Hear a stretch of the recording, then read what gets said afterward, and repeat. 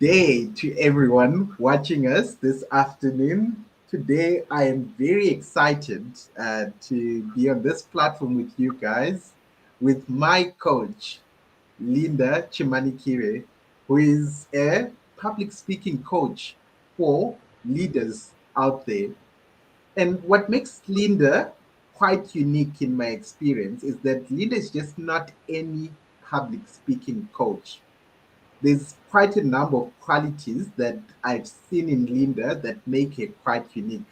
One of them is she's quite big on values.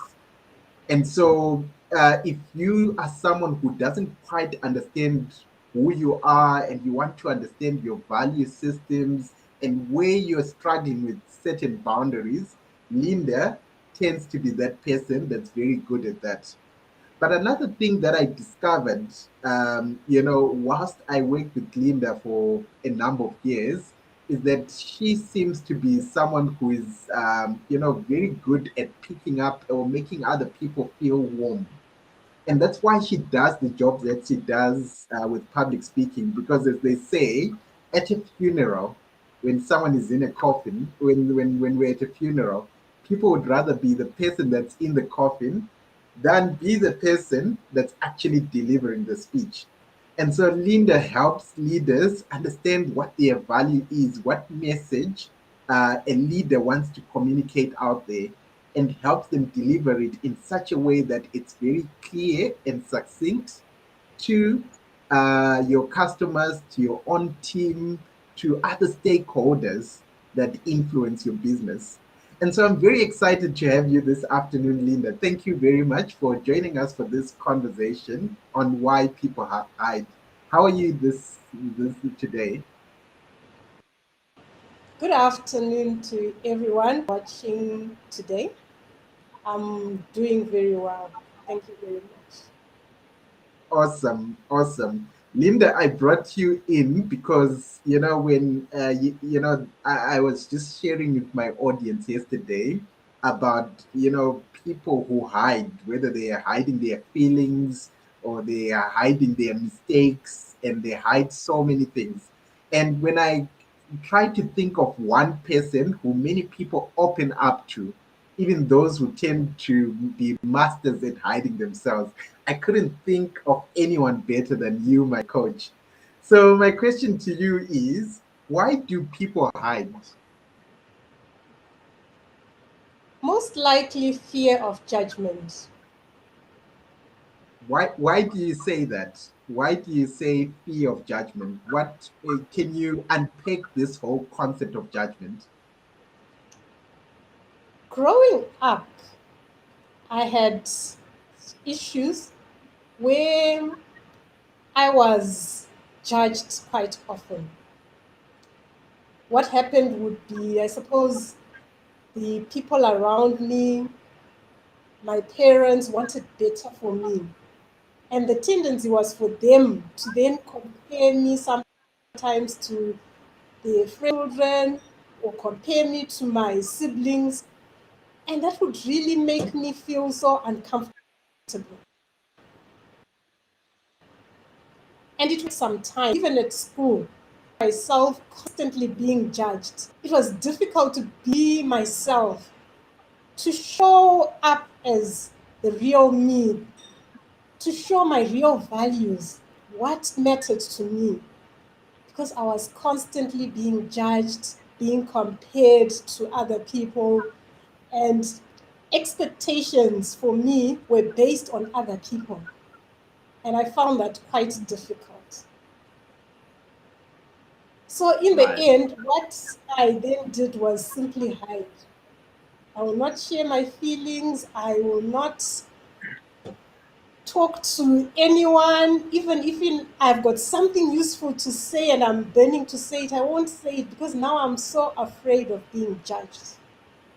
And Mm. that's how I spent most of my young adult life, feeling like the world is just out there to get me, out there to judge me. Okay.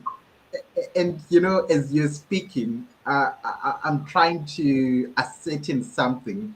Is uh, and I know the answer, the simple answer to this will be yes, but is what's the difference between feedback and judgment? What kind of feedback is judgment? And what are you talking about in your story right now when you talk, when you say, I felt I was being judged? Was that feedback or was that something else that was coming through? For me, I felt that the people who were then comparing me were not giving me an opportunity to grow. They made a lot of assumptions, they were fault finding. That's what I felt, or that's how they made me feel at that particular time. So it was not feedback. They didn't take the time to understand why I was doing what I was doing,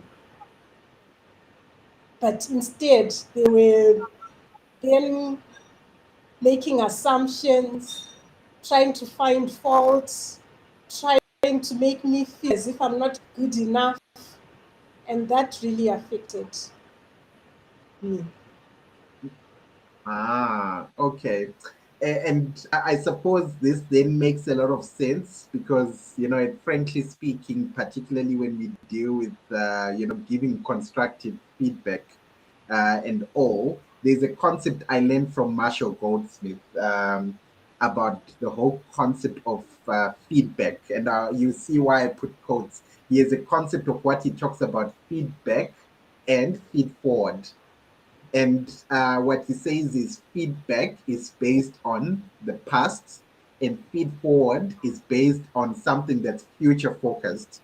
And so, if you know that you struggle to actually give constructive feedback, where you are able to go back to something and it wasn't done well, the mindset you almost need to put yourself in is that of feed forward, where you almost give a suggestion going forward, because that's going to naturally, because you're already forward looking, it gives you a sense of being constructive, something that we can change based on making a judgment, coming back to your words, on something that we can no longer change, or something maybe that we know nothing about.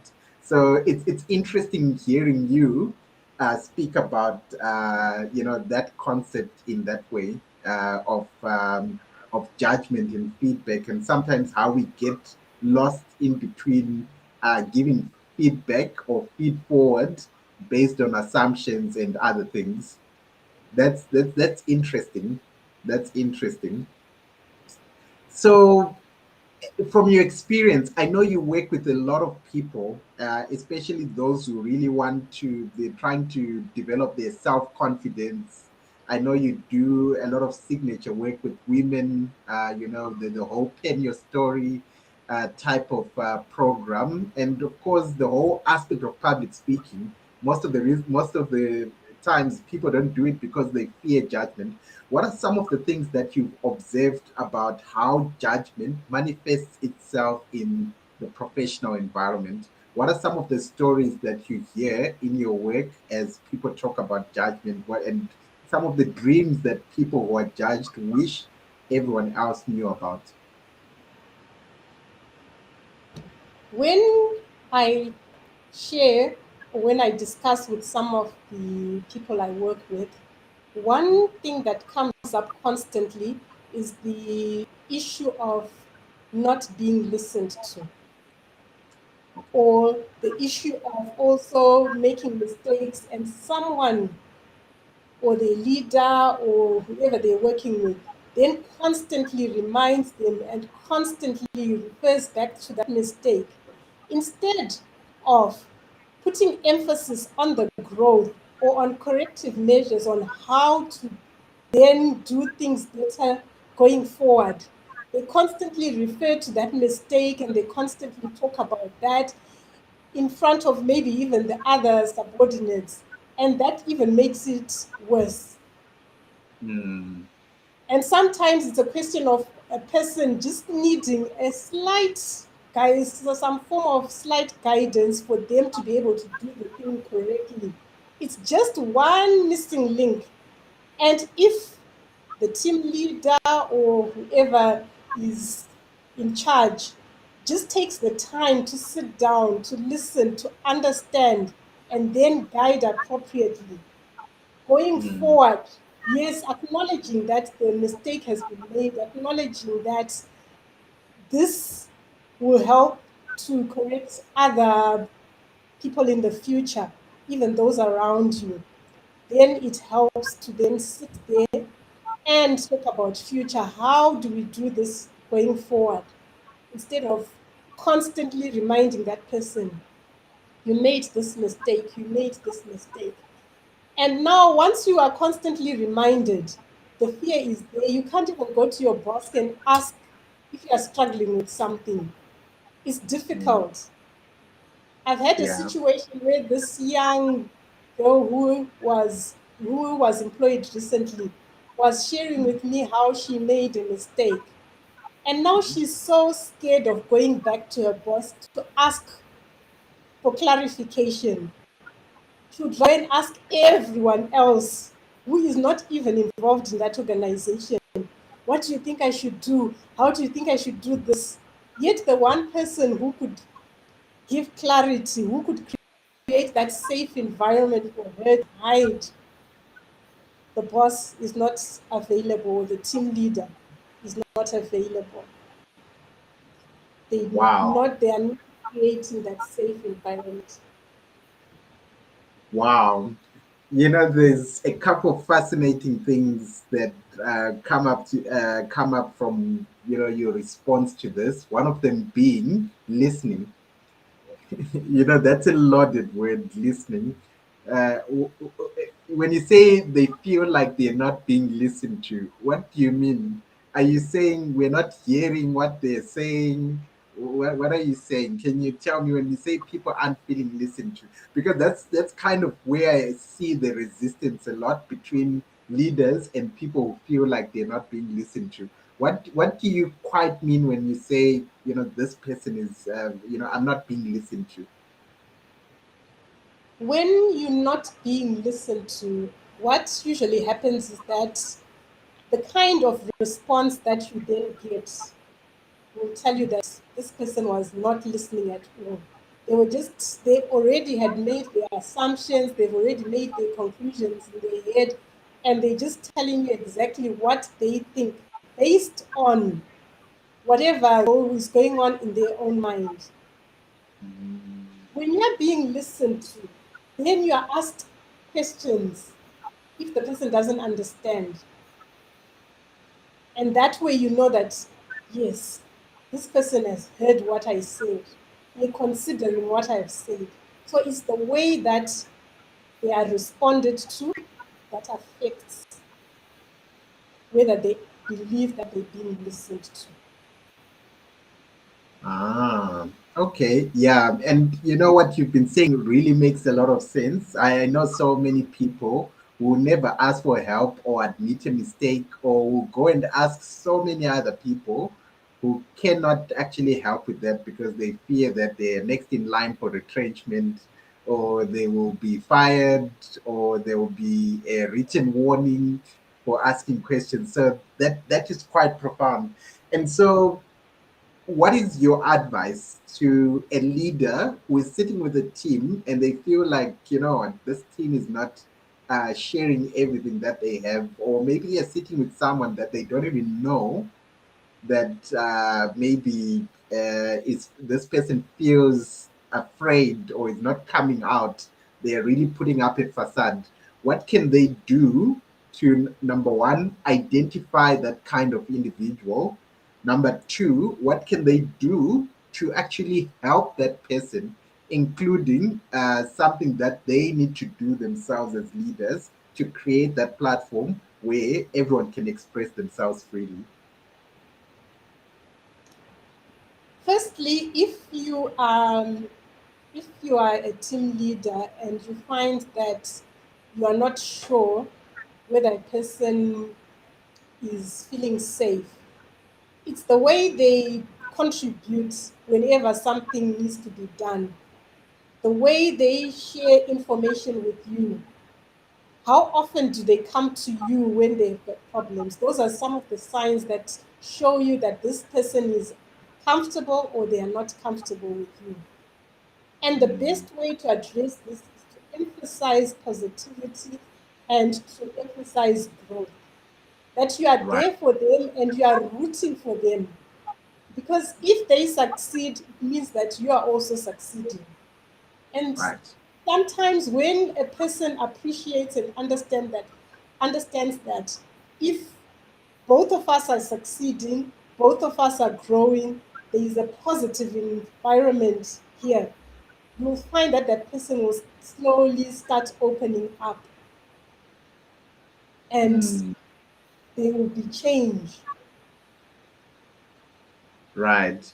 And do you also find that, how that person behaves with another group of people in the organization and the way they behave towards you? Do you find that as a potential indicator to whether someone, acts funny around you? There's a friend of a pastor friend of mine who always, oh, actually, you know the person I'm talking about, who's always saying, I don't want people to know that I'm a pastor because once I tell them, they act funny around me. Do you find that that difference in behavior can also be a sign that leaders can use to actually spot people who are not expressing themselves fully? Yes, definitely that would also help. Just observing how they behave.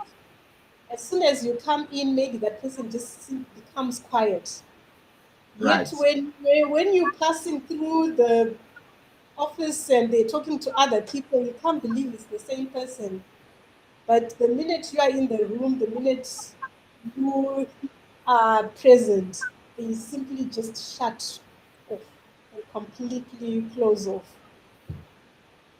So Isn't you need that normal? to. Yes, sometimes it's normal. Yet, if you build trust, if you Mm. build a safe environment, that shouldn't that shouldn't happen. Yes, there are boundaries that should be respected at the same time. However, that safe environment is very important.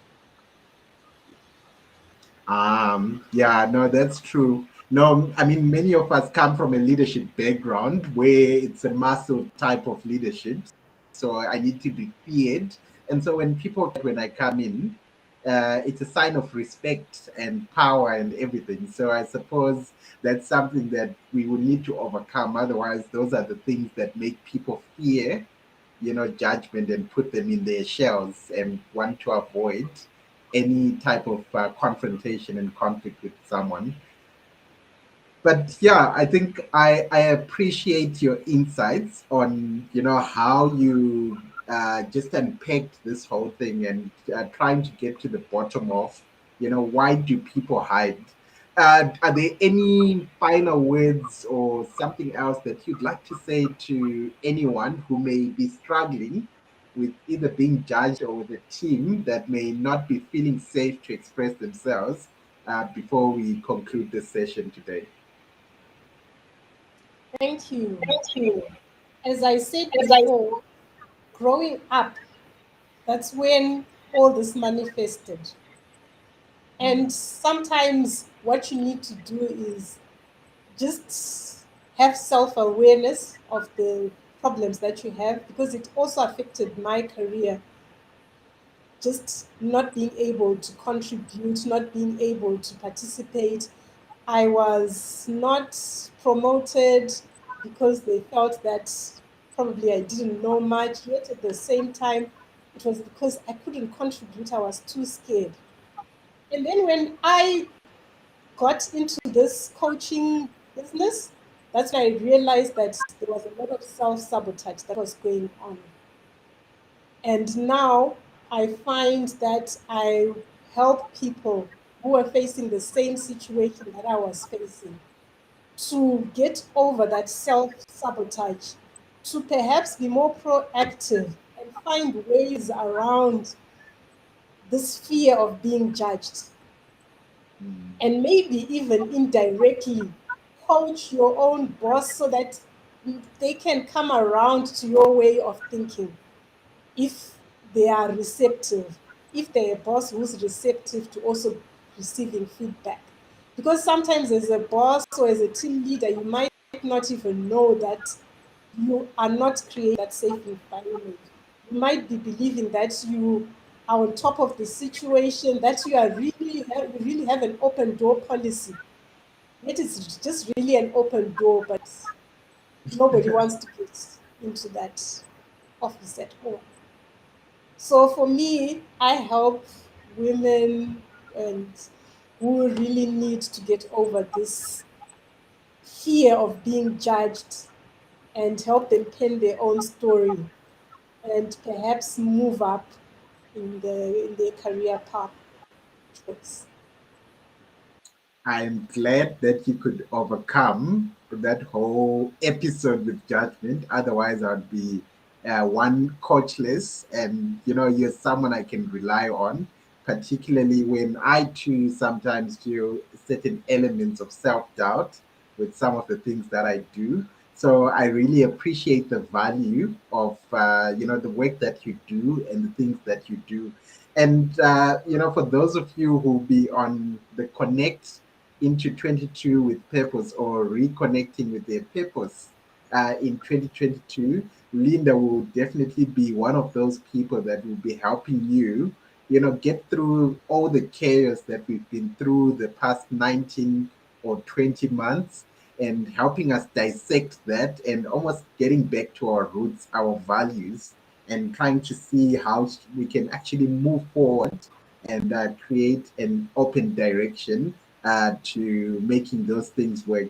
So I'm quite excited that you'll be joining us for that. And you can also be learning from someone who teaches me so much every time I interact with them. So thank you so much for joining us this afternoon. From Linda and myself, it's goodbye for now. Thank you very much. Thank you.